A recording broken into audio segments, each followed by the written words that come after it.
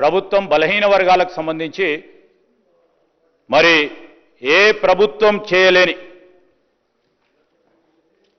ఎప్పుడు ఎక్కడ కని విని ఎరగని రీతిలో సైంటిఫిక్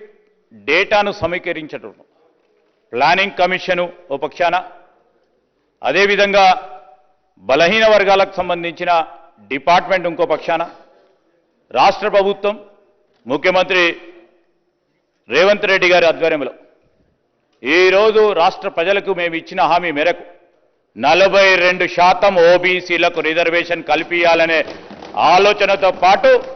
ఆచరణలో పెట్టాలని ఒక సంకల్పిత భావంతో మేము ఈరోజు మరి బిల్లు రూపేణ 42% మున్సిపల్ పరిధిలో ఉన్న స్థానిక సంస్థల్లో అన్నిట్లో కూడా 42% రిజర్వేషన్ని అమలు చేయాలని